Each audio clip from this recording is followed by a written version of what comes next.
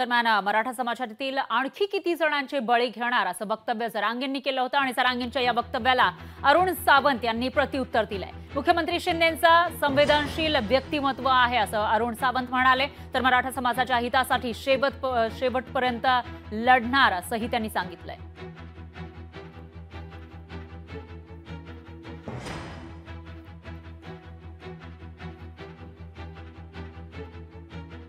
शिंदे साहेब तुम्हालाही सांगतो, तुम्हाला किती बळी घ्यायचे आमच्या मराठ्यांचे आणखी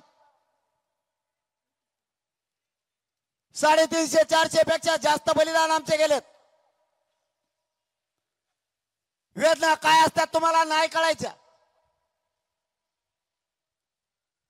एकदा आत्महत्या झालेल्या घरात जाऊन बघा,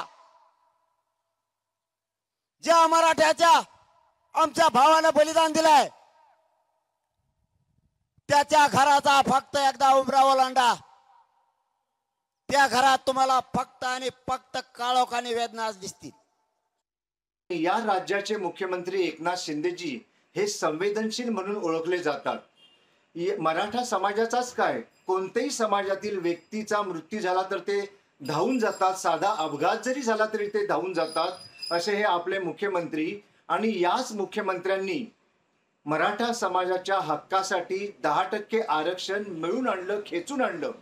महायुती आणि महाविकास आघाडी यांची दोघांची तुलना करू नये। महाविकास आघाडी आपल्याला धोका देऊ शकते, परंतु महायुती सरकार खास करून आदरणीय मुख्यमंत्री एकनाथ शिंदेजी हे मराठा समाजाला कदापि धोका देणार नाही। लोकशाही मराठी ऐका, पहा, जागरूक रहा।